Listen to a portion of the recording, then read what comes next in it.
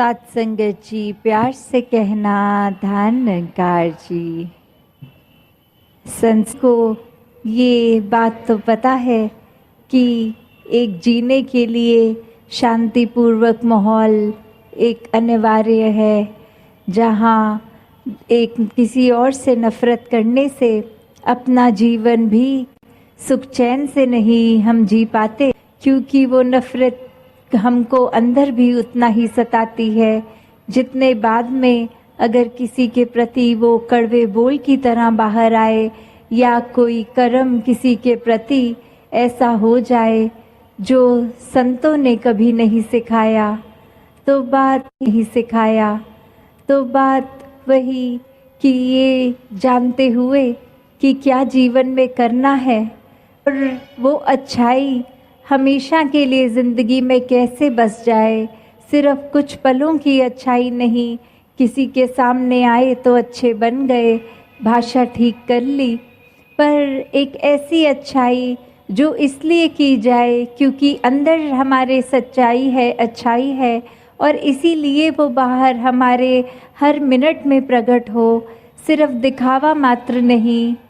तो एक बात वही जो अभी इधर जमशेदपुर के मैदान की सत्संग में भी बार बार संत समझा रहे थे कि जीवन में एक हमेशा अच्छाई अपने अंदर लानी है, तो इस परमात्मा को अपने मन में बसाना होगा, और वो परमात्मा मन में बसने से पहले उस परमात्मा को जानना, देखना, उसको अपनी आत्मा के साथ मिलन, उसका एकत्व करवाना कि ये आत्मा जो शरीर के अंदर है वो भी जन्मों से भटकी हुई, जहाँ कि क्या अपना असली रूप क्या है, ये एक अपने आप की पहचान।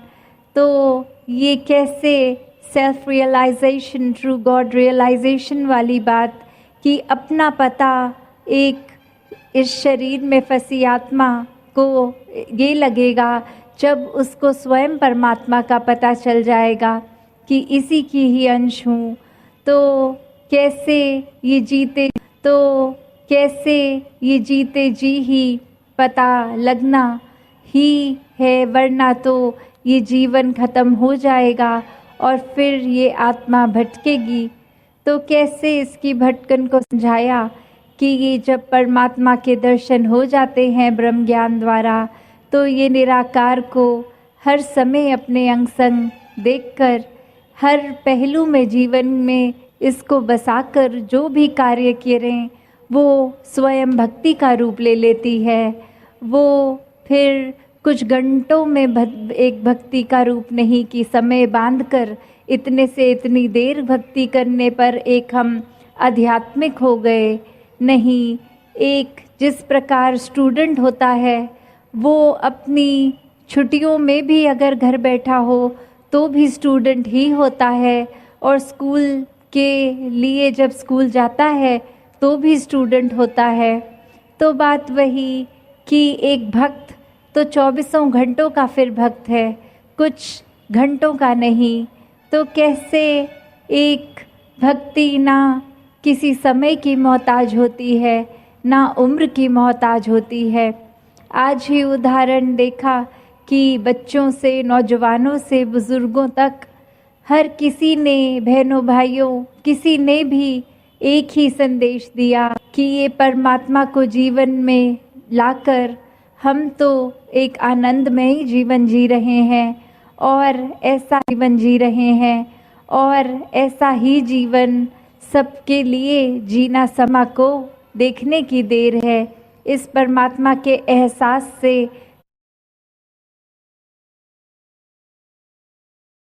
की देर है। तो ऐसा जो कर लेते हैं, वो जो कर लेते हैं, वो तो कोई भी एक धर्म ग्रंथ खोल के देख लें, जब भी ये निराकार रूपी ये विराट स्वरूप जिसने भी देखा वो भक्त ही बन गया, और फिर भक्त बनने के बाद जीवन की नहीं किया। वो चाहे सुख हो, वो चाहे सुख हो, दुख हो, एक उतार चढ़ाव, कोई भी तरह का जीवन का समय चल रहा हो, भक्त एक फिर संसार में रहकर संसार से न्यारे रहते हैं, संसार से न्यारे रहते हैं। जिस प्रकार कीचड़ में कमल होता है, तो कैसे वो गंदगी का असर नहीं 100 घंटे, फिर भी इतना सुंदर एक कीचड़ के ट्रेड से उसके कीचड़ वाले गुण नहीं होते। तो उसी प्रकार भक्त भी अपने घर गृहस्थी में ही रहते हैं, इसी समाज में ही रहते हैं, जहाँ समाज का भी परोपकार उनके मन में ये परमात्मा बसने की वजह से ये सोच होती है कि इस धरती पे आए थे, जब इस धरती को छोड़ने के समय ये धरती उससे भी ज़्यादा सुंदर छोड़ के जाए। तो ये हर भक्त को पता होता है कि जहाँ संसार को भी संवारना है, और संसार संवारने से पहले अपने मन की ये सफाई होना बहुत ज़रूरी है। और मन कैसे साफ हो, जहाँ दुनिया के हर पल में कुछ ना कुछ ये संसार अपना रंग छोड़ता है। कभी किसी ने हमसे ठीक से नहीं बोला, उसके प्रति एक मन हमारा भावना कोई धारणा बना लेता है। कहीं कोई हमारा ही मूड ठीक ना हो, तो कैसे हम ही किसी से उखड़ के बात कर लेते। तो बात वही कि एक संसार में सिर्फ भक्त ही हैं जो हर किसी को समदृष्टि से देखते हैं। वो किसी भी पल में फिर एक उस बात के नहीं मोहताज होते कि अभी तो एक मन अच्छा है, दुरुस्त है, एक मन में खुशी है, तो हम अच्छा फील कर रहे हैं, खुश हैं, तो इसलिए सामने वाले को खुशी देंगे। ये भक्त तो बिल्कुल निर्लेप अवस्था के होते हैं। और ऐसा ही हर कोई हो सकता है कि हर समय आनंद जीवन में भी ये एक अच्छाई जो भक्तों के दिल में होती है कि ये परमात्मा हमारे जीवन में आया है, तो हर एक के जीवन में भी ये आए, ताकि हर कोई सुखी हो, ये आत्मा हर एक की सुखी हो। और इस अवस्था से, इस माइंडसेट से, फिर चाहे एक धन जीवन में कम हो या कोई औहदे भी नहीं है, कोई कामकाज भी अगर नहीं है, तो भी मन इस परमात्मा को कोसने वाला मन नहीं बनता। इसी के जो भी रहने की गुजरान मात्र है, उसमें शुक्राना करने की भावना लेता है। और जहाँ जिन घरों में धन दौलत होती है, वो भी उस दौलत का फिर सदुपयोग ही करते हैं। वो दौलत को उस तरह किसी के नुकसान के लिए नहीं लगाते, बल्कि मानवता की सेवा के लिए लगाते हैं। तो बात वही कि भक्त तो कहीं भी हो सकते हैं, वो चाहे महल में रहें या झोपड़ी में। भक्त तो जहाँ एक अपने मन से सिर्फ परमात्मा की ही लगन में होते हैं, वहीं एक फिर वो खुद ब खुद पूर्णता से एक मानवीय गुणों से भी युक्त हो जाते हैं। वैसा ही एक अवसराज जहाँ इस परमात्मा को देख के अपने जीवन में फिर वो एक असली मनुष्य बन जाएं, सिर्फ इसलिए नहीं कि ये तन हमें मनुष्य का मिला है, पर मनुष्य हैं तो वो मानवीय गुणों से झलकता है। और मानवीय गुण एक अंदर से बाहर तभी होंगे जब इस मन के अंदर परमात्मा होगा। तो ऐसे ही अपने जीवन को जहाँ इस परमात्मा के साथ जोड़ के जो भी जीते हैं, वो ही पूर्णता से जीवन को जी रहे हैं। वरना ये संसार की माया तो इतनी ऊंची प्रबल है कि 1 मिनट में अभी कहीं बैठे हैं, अभी अगर सत्संग में भी बैठकर ध्यान सत्संग में नहीं, अपने घर में है, तो भी वो रूप की करने के लिए तो सत्संग आए हैं, पर ध्यान दुनियावी मायाओं में, दुनियावी चीज़ों में लगा हुआ है। तो फिर कैसा एक ये रूप कि इस परमात्मा को जानकर तो भक्त कहीं भी हों भक्ति से ही जुड़ते हैं। और वो डिस्ट्रैक्शंस एक कहने के रूप में वो भी भक्तों को डिस्ट्रैक्ट नहीं करती। फिर वो कोई भी एक उम्र के पड़ाव पे होंगे, अगर बच्चे होंगे तो भी भक्ति में चूर, अपनी पढ़ाई पे भी जहाँ पूरा ध्यान देते हैं, वहीं जानते हैं कि एक आगे चल के जीवन में कुछ भी बनना है पर सबसे पहले तो इंसान ही बनना है। तो वो हर समय जहाँ रास्ता भी नेकी का लेंगे, नौजवानों को भी फिर ये सोझी होती है और बुज़ुर्गों को भी कि हम चाहे अपने गृहस्थ की जो भी जिम्मेवारी निभा रहे हैं, एक जगह काम करते हैं या बिजनेस है अपना, तो जो जिम्मेवारी अपने प्रति, स्टाफ के प्रति है, तो भी एक ये कार्य सब निभाते हुए भक्ति करते हैं। एक अपने आप को समाज से, अपनी रिस्पॉन्सिबिलिटीज से, अपने जो करने के ये कार्य हैं उससे भक्त कहीं नहीं भागता। वो सब कार्य निभाते हुए एक अपने जीवन में भक्ति की एक रास्ते पर चलते हैं। तो बात वही कि अब ये जो सवाल है कि ये भक्ति करनी किसकी है, भक्ति कैसे करनी है, तो बात वही कि जो कोई अगर हम धर्म ग्रंथ अपना खोल के देख लें तो ये परमात्मा की परिभाषा है कि ये हर समय स्थिर है, हर जगह इसका एक उपस्थिति है, कण कण में।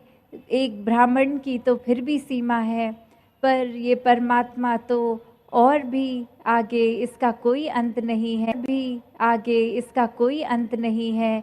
ये ना समय के साथ बदलता है। परमात्मा को जानना जहाँ संभव है, वहाँ इसको जानने के बाद फिर इसकी भक्ति का शुरुआत होती है।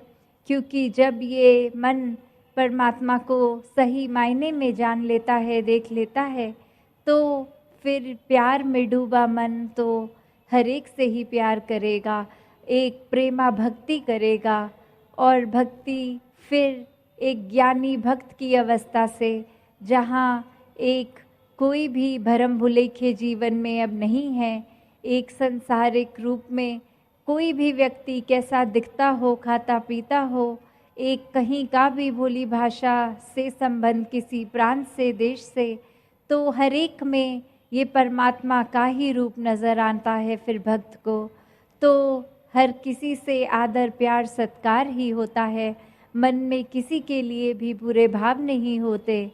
तो ऐसा संतों ने जहाँ युगों युगों से समझाया है कि इस जीवन में जीते जी ही इस परमात्मा को देखना संभव है, और यहाँ परमात्मा देखकर फिर अपने जीवन को भी जहाँ एक दुख सुख में नहीं, आनंद में जी सकते हैं, वहीं ये आंखें बंद होने पर, मृत्यु होने पर भी ये मोक्ष और मुक्ति के हकदार फिर वही होते हैं जिन्होंने जीते जी ये मोक्ष और मुक्ति को प्राप्त किया, इस परमात्मा के साथ एकमिक हो गए। तो ऐसा जीवन हर किसी के हिस्से आए, ऐसा ही जीवन जीते हुए हर कोई अपने जीवन में एक भक्त बनकर एक सच्चाई के मार्ग पे, एक मानवता के मार्ग पे चलता रहे। एक भिन्न भिन्न होना, वो चाहे रूप आकार में होगा, पर इस परमात्मा के साथ मन एक हो गया तो परमात्मा की बनाई पूरी रचना के साथ ये एक हो गया। फिर ये कारण अलग अलग दिखने के, वो ये सुंदरता का ही प्रतीक बनते हैं, वो किसी से नफ़रत करने का कारण नहीं बनते कि हर कोई अपने हैं। जैसे बगीचे में कितने अलग फूल, कितने अलग रंग, कितनी अलग खुशबुएं, पर वो सुंदरता का कारण बनते हैं। उसी प्रकार कोई भी जाति ऊंची नहीं, कोई भी जाति नीची नहीं है, सब एक समान है। तो एकता की बात होती है, तो वो एक रूपता की बात नहीं कि एक जैसे डिट्टो फोटोकॉपी एक दूसरे की लगे। वहाँ एक भिन्न भिन्न दिखने के लिए वजह से भी वो प्यार हर एक से किया जा सकता है, हर एक के साथ एकता बना के जिया जा सकता है। एक एकत्व, ये वननेस का बात कि मनों से जब नफ़रत की दीवारें टूट गई तो फिर एक दिल से दिल तक प्यार के पुल बने, और उसी तरह अपने जीवन को एक हर कोई जीते हुए जहाँ आध्यात्मिक रूप में भी इस परमात्मा के साथ एक अपना ठहराव बना सकता है, एक नाता बना सकता है, वहीं एक ह्यूमैनिटी के नाम पे एक सेवा भाव हर एक से खुद ब खुद ये दिल को करने की इच्छा होगी। फिर ये बात नहीं कि अगर किसी की ज़रूरत है तब उसकी मदद करेंगे, नहीं, भक्त तो मदद करते ही नहीं, क्योंकि भक्त तो हर किसी को उसी तरह मानते हैं जैसे हम शीशे में अपनी शक्ल देखकर खुद को ही देखते हैं। तो फिर जहाँ दो ही नहीं एक हैं, वहाँ मदद ही कैसी। वो तो फिर बस सेवा भाव कि इस परमात्मा ने जितनी क्षमता दी है उसी के साथ हर एक की सेवा करते जाते हैं, के साथ हर एक की सेवा करते जाते हैं। तभी सेवा, सुमिरन और सत्संग को ये मान्यता बहुत दी जाती। सिर्फ कानों से नहीं, कर्म रूप से सुनना है। एक मन में सुमिरन करते हुए इस परमात्मा के साथ जुड़ना है और पूरे संसार, पूरे समाज, घर परिवार के लिए सेवा भाव मन में रखना है। सत्संगत जी, धन निरंकार जी।